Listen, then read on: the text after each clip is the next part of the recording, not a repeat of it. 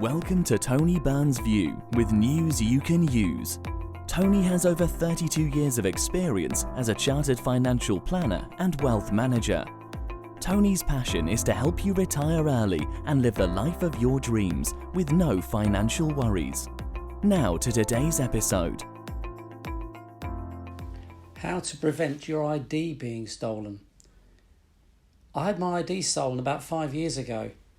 It is embarrassing to admit it as an experienced financial planner.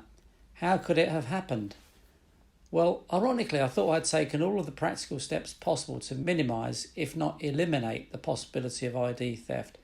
But somehow the perpetrator found a way to impersonate me. I remain convinced my ID was stolen from intercepting my post at a previous postal address of mine, rather than from an online theft. Why is that? Well, the name used was Tony Byrne, whereas I always used my full name of Anthony William Byrne for any formal documentation. Also, my home address used was the very same previous postal address of mine. I used to live in a block of apartments. There is a communal area of post boxes. It would have been quite easy to simply slide a hand into my letterbox, remove the private post and find personal data on me. The thief opened 3 bank accounts in my name with TSB Bank Online. I received bank statements that were sent to my previous postal address. At the time, I didn't even have a bank account with TSB. I went to my local TSB branch, informed them of the fraud, and the accounts were closed. As one of the accounts was overdrawn, TSB took a hit on that account.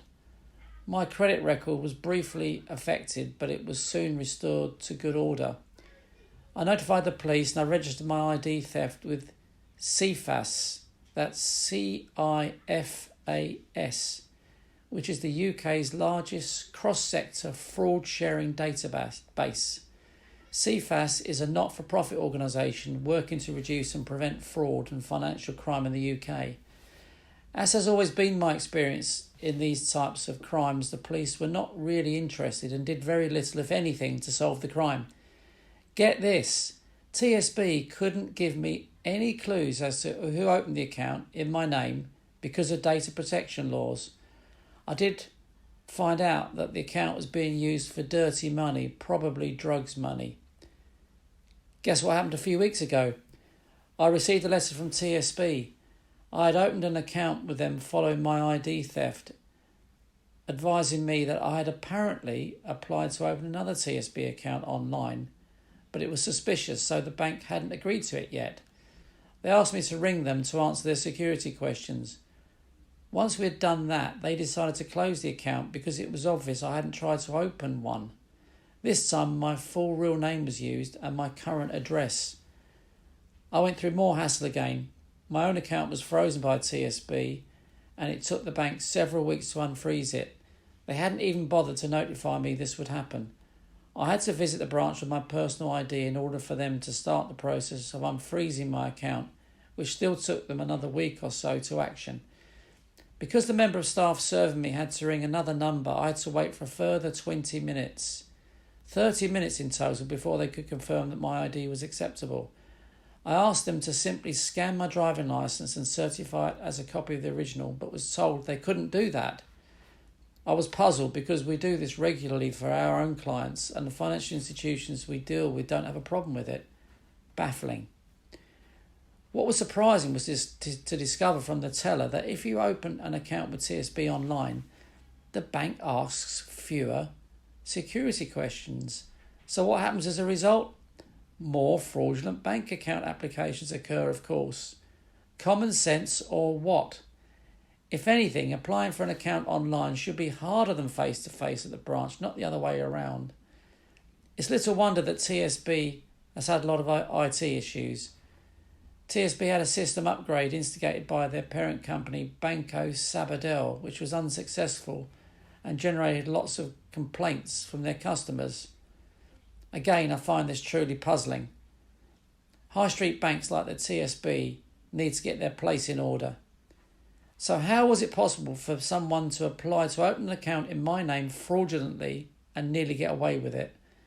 Well, somehow they were able to discover my full name, address, and date of birth. To my knowledge, I do not disclose my address or date of birth publicly.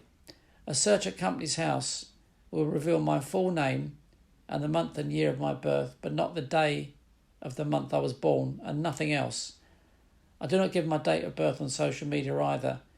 There probably is a way for someone to find out all of this data about me online, which is why I'm convinced this attempt to open an account in my name was from the internet. I was very fortunate because when I went to the TSB branch to report the first fraud 5 years ago, the person who served me, Cholpon, eventually became my wife 4 years later.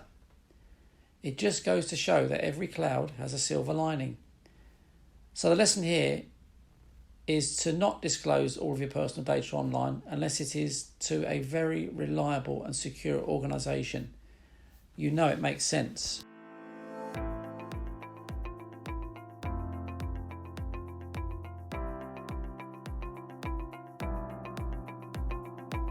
Thank you for listening to today's episode.